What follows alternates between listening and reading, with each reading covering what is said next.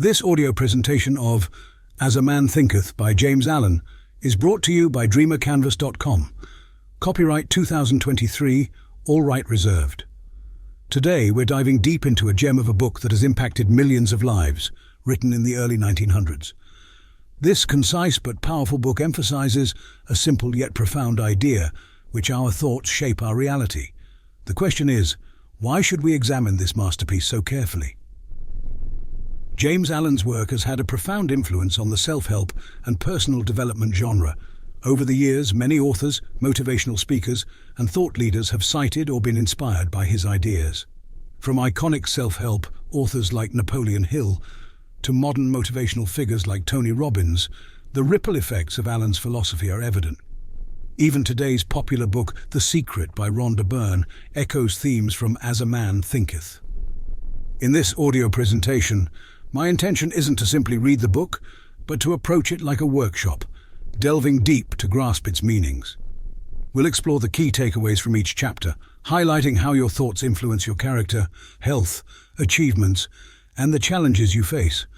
James Allen believed that a serene mind leads to a serene life, and by the end of our chat today, you'll understand why and how. As a Man Thinketh by James Allen is structured into several concise chapters, each focusing on a specific aspect of the central theme that our thoughts shape our reality. Here is the simplified summary of the book. Chapter 1. Thought and Character. Your thoughts shape who you are. Chapter 2. Effective thought on circumstances. Positive thoughts can improve bad situations. Chapter 3. Effective thought on health and the body. Good thoughts make you healthier. Bad thoughts can make you sick. Chapter 4. Thought and Purpose. Have clear goals and think about them often. Chapter 5. The Thought Factor in Achievement. To succeed, think positive and work hard. Chapter 6. Visions and Ideals. Dream big, and your thoughts can help make those dreams real. Chapter 7. Serenity. Peaceful thoughts lead to a calm and happy life. Now let us take a closer look to each chapter. Chapter 1. Thought and Character. The foundation of As a Man Thinketh is encapsulated in this opening chapter. James Allen establishes the idea that our thoughts are not just fleeting notions, but powerful entities that shape who we are, both internally, our character, and externally, our circumstances. He started the book with a strong statement. Let us read it together. The aphorism, "As a man thinketh in his heart, so is he," not only captures the essence of a man's being, but also extends to every condition and circumstance of his life. A man is literally what he thinks, his character being the complete sum of all his thoughts. How profound is this statement? A man's character is the complete sum of all his thoughts. He stated, "Man is a growth by law, and not a creation by artifice.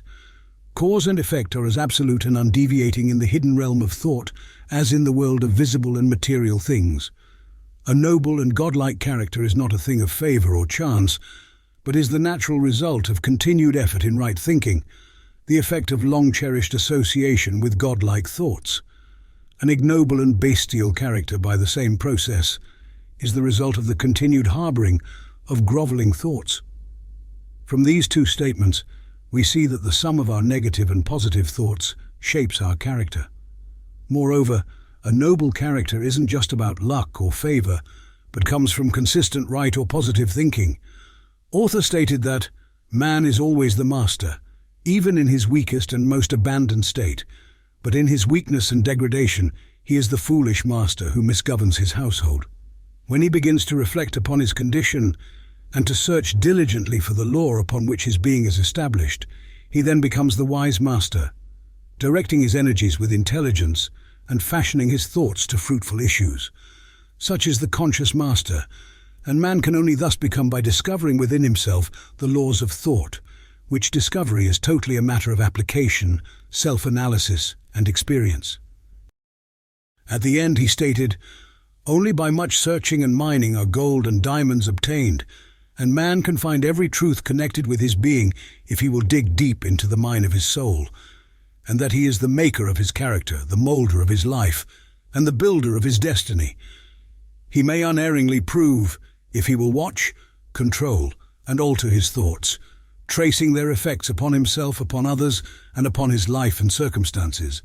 linking cause and effect by patient practice and investigation, and utilizing his every experience, even to the most trivial, everyday occurrence, as a means of obtaining that knowledge of himself which is understanding, wisdom, power.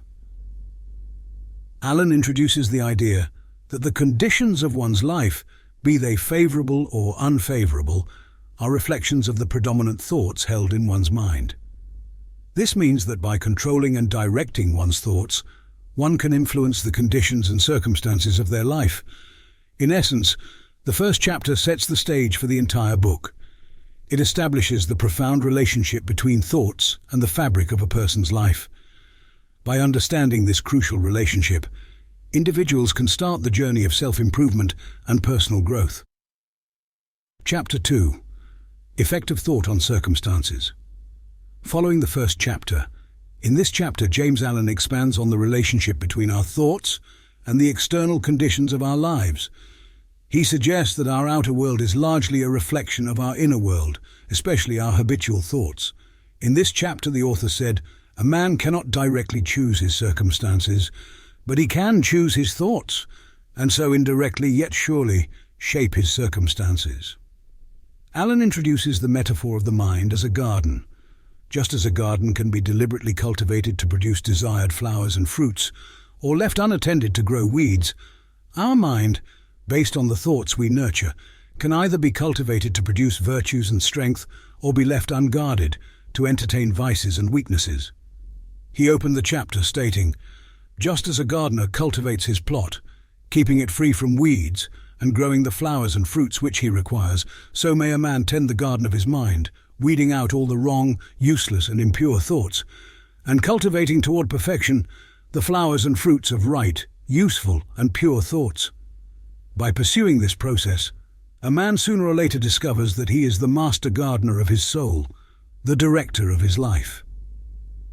Allen proposes that our dominant thoughts, if persisted in, dictate the circumstances of our lives. While most people believe that their circumstances shape their thoughts, Allen suggests the opposite, that our thoughts shape our circumstances.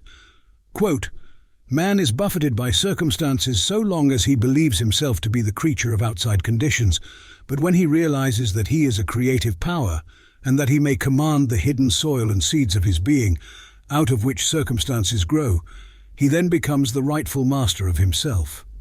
In this chapter, Allen pointed at positive thoughts and positive outcomes. Just as planting specific seeds in a garden yields specific plants, nurturing positive and constructive thoughts will manifest as favorable circumstances in life. He mentioned, conversely, if one entertains negative, pessimistic thoughts, they are more likely to experience adversity and challenges. Such thoughts, when allowed to persist, can manifest as unfavorable conditions. James views this as a law from which there is no escape. Quote, "A man does not come to the pothouse or the jail by the tyranny of fate or circumstance, but by the pathway of grovelling thoughts and base desires. Nor does a pure-minded man fall suddenly into crime by stress of any mere external force. The criminal thought had long been secretly fostered in the heart, and the hour of opportunity revealed it, gathered power." He shared one of my favorite quotes. "Circumstance does not make the man, it reveals him to himself." And then he wrote, "Men are anxious to improve their circumstances, but are unwilling to improve themselves. They therefore remain bound. The man who does not shrink from self-crucifixion can never fail to accomplish the object upon which his heart is set. This is as true of earthly as of heavenly things. Even the man whose sole object is to acquire wealth must be prepared to make great personal sacrifices before he can accomplish his objective. And how much more so he who would realize a strong and well-poised life?" Allen addresses the tendency of individuals to see themselves as victims of fate or external circumstances. He encourages a shift in perspective, from feeling like a passive recipient of life's challenges to realizing one's potential as a master of their destiny through thought control. Book gave us a vivid sample. Here is a man who is wretchedly poor. He is extremely anxious that his surroundings and home comforts should be improved, yet all the time he shirks his work and considers he is justified in trying to deceive his employer on the ground of the insufficiency of his wages. Such a man does not understand the simplest rudiments of those principles which are the basis of true prosperity, and is not only totally unfitted to rise out of his wretchedness, but is actually attracting to himself a still deeper wretchedness by dwelling in and acting out indolent, deceptive, and unmanly thoughts. Then James Allen added, "Here is a rich man who is the victim of a painful and persistent disease as the result of gluttony. He is willing to give large sums of money to get rid of it, but he will not sacrifice his gluttonous desires. He wants to gratify his taste for rich and unnatural viands, and have his health as well. Such a man is totally unfit to have health because he has not yet learned the first principles of a healthy life. Here is an employer of labor who adopts crooked measures to avoid paying the regulation wage, and in the hope of making larger profits, reduces the wages of his workpeople. Such a man is altogether unfitted for prosperity, and when he finds himself bankrupt, both as regards reputation and riches, he blames circumstances, not knowing that he is the sole author of his condition." Allen emphasizes that circumstances don't just happen to us. They are in many ways mirrors reflecting our predominant thought patterns. For those dissatisfied with their current conditions, Allen offers hope. By changing one's thoughts, one can alter their life's trajectory. He stated, "Good thoughts and actions can never produce bad results. Bad thoughts and actions can never produce good results. This is but saying that nothing can come from corn but corn, nothing from nettles but nettles. Men understand this law in the natural world and work with it, but few understand it in the mental and moral world, and they therefore do not cooperate with it." Here's a profound statement that we should keep in mind at all times.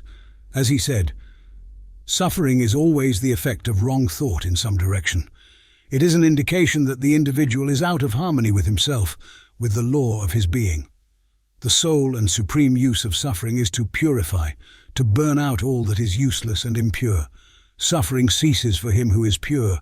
There could be not object in burning gold after the dross had been removed, and a perfectly pure and enlightened being could not suffer. The circumstances which a man encounters with suffering are the result of his own mental inharmony. The circumstances which a man encounters with blessedness are the result of his own mental harmony." But why did James Allen mention, "Not material possessions is the measure of right thought. Wretchedness, not lack of material possessions, is the measure of wrong thought"? He clarified by saying, "A man may be cursed and rich, he may be blessed and poor. Blessedness and riches are only joined together when the riches are rightly and wisely used, and the poor man only descends into wretchedness when he regards his lot as a burden unjustly imposed." Author notes that circumstances, no matter how entrenched they seem, are transient. With the right mental effort and persistence in positive thinking, even deeply rooted challenges can be overcome and better circumstances can be established. He wrote, "A man only begins to be a man when he ceases to whine and revile, and commences to search for the hidden justice which regulates his life. And as he adapts his mind to that regulating factor, he ceases to accuse others as the cause of his condition and build himself up in strong and noble thoughts, ceases to kick against circumstances, but begins to use them as aids to his more rapid progress and as a means of discovering the hidden powers and possibilities within himself." Then he added, "Let a man radically alter his thoughts, and he will be astonished at the rapid transformation it will effect in the material conditions of his life." The author clearly revealed that men imagine that thought can be kept secret, but it cannot. It rapidly crystallizes into habit, and habit solidifies into circumstance. The following passage beautifully illustrates how our thoughts, whether positive or negative, shape our habits and, subsequently, our life circumstances. Quote, "Lazy thoughts crystallize into habits of uncleanliness and dishonesty, which solidify into circumstances of foulness and beggary. Hateful and condemnatory thoughts crystallize into habits of accusation and violence, which solidify into circumstances of injury and persecution. Selfish thoughts of all kinds crystallize into habits of self-seeking, which solidify into circumstances more or less distressing. On the other hand, beautiful thoughts of all kinds crystallize into habits of grace and kindliness, which solidify into genial and sunny circumstances. Pure thoughts crystallize into habits of temperance and self-control, which solidify into circumstances of repose and peace. Thoughts of courage, self-reliance and decision crystallize into manly habits, which solidify into circumstances of success, plenty and freedom. Energetic thoughts crystallize into habits of cleanliness and industry, which solidify into circumstances of pleasantness. Gentle and forgiving thoughts crystallize into habits of gentleness, which solidify into protective and preservative circumstances. Loving and unselfish thoughts crystallize into habits of self-forgetfulness for others, which solidify into circumstances of sure and abiding prosperity and true riches. So, reflecting on this powerful insight, I'd like to ask, which thoughts are we carrying with us morning, noon and night? Are they elevating us or weighing us down? Chapter 3. Effect of thought on health and the body. In this chapter, James Allen examines the connection between our thoughts and our physical well-being. He said, "The body is the servant of the mind. It obeys the operations of the mind, whether they be deliberately chosen or automatically expressed." James Allen stresses a profound idea. Our mental and emotional states, shaped by our thoughts, have a direct bearing on our physical health. Let's hear his words. Disease and health, like circumstances, are rooted in thought. Sickly thoughts will express themselves through a sickly body. He wrote this book in the early 1900s, but its relevance to our modern world is undeniable. With the stressful pace of life and the rampant effects of anxiety today, his words resonate more than ever. He vividly describes the impact of negative emotions, stating, "Thoughts of fear have been known to kill a man as speedily as a bullet, and they are continually killing thousands of people just as surely, though less rapidly. The people who live in fear of disease are the people who get it. Anxiety quickly demoralizes the whole body and lays it open to the entrance of disease, while impure thoughts, even if not physically indulged, will soon shatter the nervous system." Highlighting this idea, he repeats, "The body is a delicate and plastic instrument, responsive to the thoughts by which it is influenced." James Allen doesn't stop there. He asserts, "Men will continue to have impure blood as long as they harbor unclean thoughts. Out of a clean heart comes a clean life and body.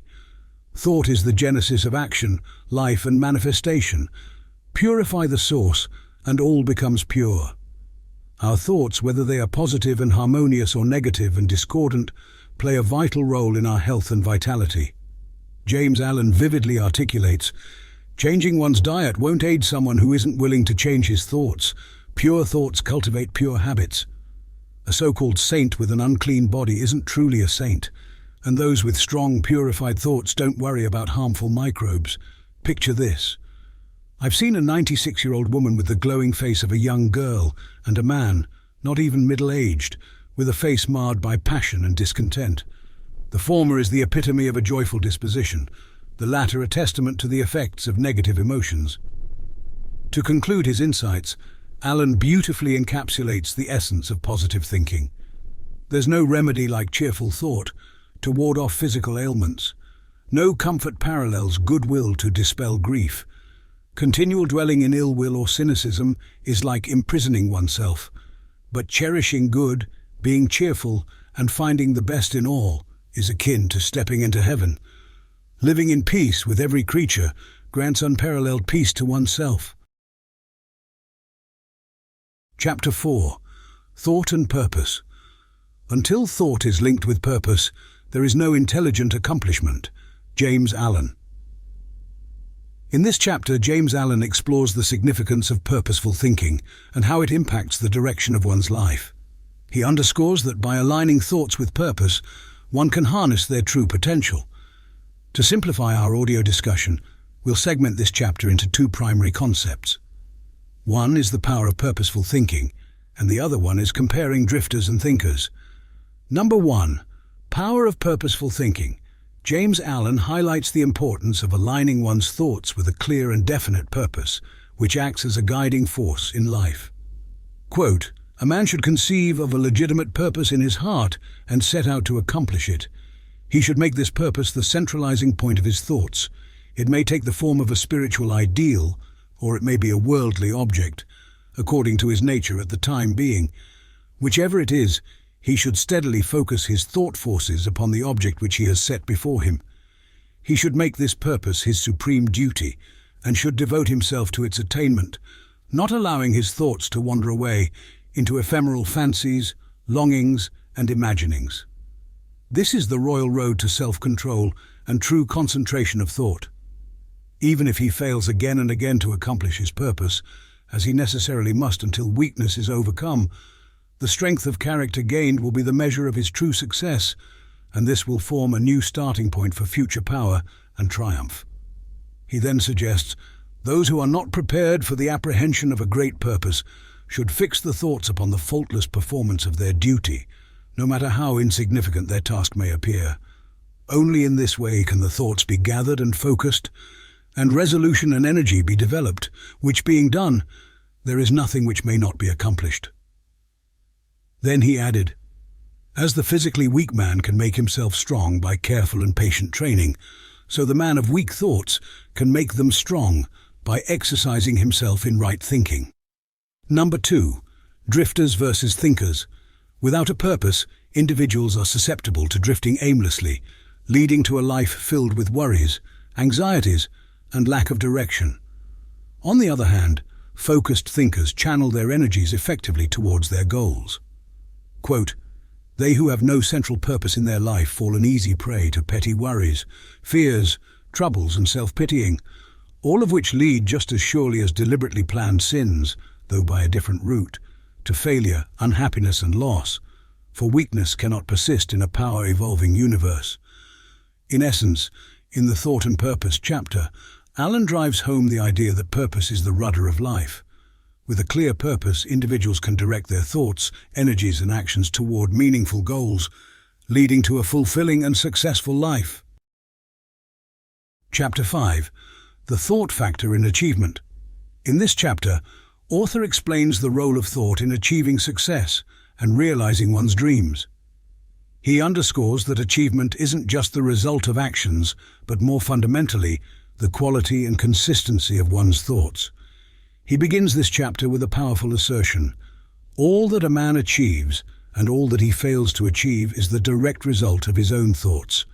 He further emphasizes a man's weakness and strength, purity and impurity, are his own, and not another's. They are brought about by himself and not by another, and they can only be altered by himself, never by another.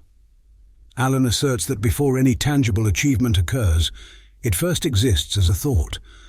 All great achievements, whether in business, arts, science, or daily life, originate from a persistent and focused thought process. Quote, a strong man cannot help a weaker unless that weaker is willing to be helped. And even then, the weak man must become strong of himself. He must, by his own efforts, develop the strength which he admires in another. None but himself can alter his condition. Every path to success is fraught with challenges. Alan suggests that with the right mindset, individuals can navigate through these challenges. A persistent and positive thought process can overcome even seemingly insurmountable obstacles. Have you ever wondered what truly stands between our thoughts and their realization? Why do some people achieve success, while others seem perpetually stuck in a loop? James Allen, in his profound wisdom, touched upon this very aspect. He declared, there can be no progress, no achievement without sacrifice. What does that mean for us? It means letting go of our inhibiting chaotic thoughts and focusing on nurturing our ambitions, our self-belief. Alan stated, the higher he lifts his thoughts, the more manly, upright, and righteous he becomes, the greater will be his success, the more blessed and enduring will be his achievements. But what about spiritual accomplishments? Alan offers a clear perspective. He says, spiritual achievements are the culmination of holy aspirations.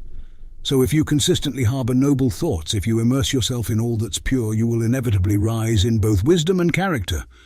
But have we ever witnessed someone soaring high, only to suddenly crash? Why does this happen? Alan elucidates, a man may rise to success, both worldly and spiritual, and yet descend into weakness by allowing arrogant and selfish thoughts to dominate. Victories won through righteous thoughts must be safeguarded. Complacency can lead to rapid downfalls. All achievements, be they in business, intellect, or spirituality, stem from focused thought. And here's a universal truth from Alan. The greater the goal, the greater the sacrifice required. So what are we willing to sacrifice? And more importantly, are we maintaining the mindset needed to safeguard your achievements? Today, let's decide not just to dream, but to elevate our thoughts, to safeguard our victories, and to continuously strive for both worldly and spiritual success. Chapter 6. Visions and Ideals. The dreamers are the saviors of the world. James Allen. In this chapter, James Allen emphasizes the transformative power of holding on to dreams, visions, and ideals in one's mind. He discusses the significance of these mental images in shaping one's reality and guiding their path in life. Allen introduces the idea that the mental pictures or visions one holds in their mind have the potential to manifest in the external world. Just as an architect first visualizes a building before it's constructed, individuals can shape their future by holding and nurturing a clear vision of what they desire. He states, humanity cannot forget its dreamers. It cannot let their ideals fade and die. It lives in them. It knows them as the realities which it shall one day see and know. He who cherishes a beautiful vision, a lofty ideal in his heart, will one day realize it. And further illustrates with historical figures. Columbus cherished a vision of another world, and he discovered it. Copernicus fostered the vision of a multiplicity of worlds and a wider universe, and he revealed it. Buddha beheld the vision of a spiritual world of stainless beauty and perfect peace, and he entered into it. He underscores the power of aspiration, writing, "To desire is to obtain, to aspire is to achieve." And he leaves us with an inspiring message. Dream lofty dreams, and as you dream, so shall you become. Your vision is the promise of what you shall one day be. Your ideal is the prophecy of what you shall at last unveil. The author in this chapter highlighted the role of patience and persistence. He touches upon the importance of patience in the realization of one's visions. While immediate results may not always be evident, with persistent effort and unwavering faith in one's ideals, success eventually materializes. The oak sleeps in the acorn, the bird waits in the egg, and in the highest vision of the soul, a waking angel stirs. Dreams are the seedlings of realities. Here is the last question explored in this chapter. Has it perhaps happened that we've looked at someone's success and instantly thought, they're so lucky? Or maybe when we've seen someone with great knowledge, we've assumed they were just born with it. It's a common sentiment, isn't it? James Allen sheds light on this very perspective. He shares, the thoughtless, the ignorant and the indolent talk of luck, of fortune and chance. Seeing a man grow rich, they say, how lucky he is. Observing another become intellectual, they exclaim, how highly favored he is. They do not see the trials and failures and struggles which these men have voluntarily encountered, have no knowledge of the sacrifices they have made. So before we're tempted to attribute someone's achievements to mere luck or favor, let's step back and ponder. What challenges did they face? What sacrifices did they endure? Because often behind what seems like sudden success are years of hidden dedication, resilience, and hard work. The mind is impressionable, and it's essential to guard against negative or limiting beliefs that can cloud one's vision. By consistently focusing on positive, uplifting, and expansive thoughts, one can ensure that their visions remain clear and achievable. Allen suggests that the ideals one holds can be transformative. They not only shape one's future but also refine their character, making them more aligned with their highest aspirations. As individuals progress on their journey, their visions and ideals might evolve. This evolution is natural and is a reflection of one's growth, learning, and experiences. It's important to periodically revisit and refine one's visions to ensure they remain aligned with one's true desires. By holding on to clear visions and ideals and coupling them with belief and action, individuals have the power to shape their destiny and manifest their dreams. Chapter 7. Serenity. The last chapter of this brilliant masterpiece on serenity holds a pivotal place in As a Man Thinketh for several reasons.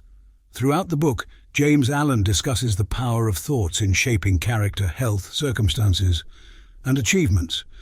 Serenity represents the culmination of mastering all these aspects through thought. It's the pinnacle of self-mastery and the ultimate reward for understanding and controlling one's own mind.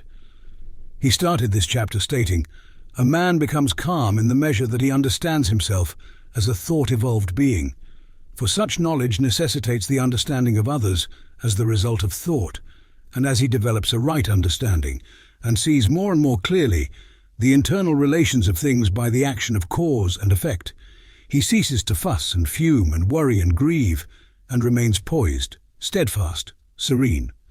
The calm man, having learned how to govern himself, knows how to adapt himself to others, and they, in turn, reverence his spiritual strength and feel that they can learn of him and rely upon him. The more tranquil a man becomes, the greater is his success, his influence, his power for good." In Allen's philosophy, serenity isn't just about external calm, but reflects an internal state of harmony and balance. It's a testament to one's ability to maintain equilibrium, no matter the external chaos or challenges. This internal peace is a direct result of consistently nurturing positive, harmonious thoughts and avoiding negative, discordant ones. Serenity isn't just about feeling peaceful, it's also about attaining a level of clarity and wisdom that comes from a calm mind. Allen believes that a serene mind can perceive truths and insights that might elude a disturbed or agitated mind. For Allen, serenity also represents resilience. A serene individual remains unaffected by external upheavals, reflecting their mastery over their reactions and emotions. This strength and stability stem from their mastery over thoughts. Allen wrote, "The strong, calm man is always loved and revered. He is like a shade-giving tree in a thirsty land, or a sheltering rock in a storm. Who does not love a tranquil heart, a sweet-tempered, balanced life? It does not matter whether it rains or shines, or what changes come to those possessing these blessings, for they are always sweet, serene, and calm." While each chapter of As a Man Thinketh emphasizes different facets of thought, the Serenity chapter encapsulates the book's core message. Mastering one's thoughts is not just about achieving tangible successes or overcoming challenges. It's about attaining a profound state of inner peace, which in Allen's view is perhaps the most precious achievement of all. Instead of making a bold statement at the end of his book, Allen posed a question to us. How many people we know who sour their lives, who ruin all that is sweet and beautiful by explosive tempers, who destroy their poise of character, and make bad blood? It is a question whether the great majority of people do not ruin their lives and mar their happiness by lack of self-control. How few people we meet in life who are well-balanced, who have that exquisite poise which is characteristic of the finished character. In essence, for James Allen, serenity is both the journey and the destination in the quest for mastering one's thoughts. It's the ultimate reflection of having achieved control over one's mind and, consequently, one's life. Now let's conclude this audio presentation with the last paragraph of the book. Keep your hand firmly upon the helm of thought. In the bark of your soul reclines the commanding master. He does but sleep. Wake him. Self-control is strength. Right thought is mastery. Calmness is power. Say unto your heart, peace, be still. James Allen. If you enjoyed this content and found it valuable, don't forget to hit that notification bell so you never miss out on future reviews and discussions. Thank you for joining us on this journey. And remember, as James Allen said, your thoughts shape your world. Until next time, keep seeking and keep growing.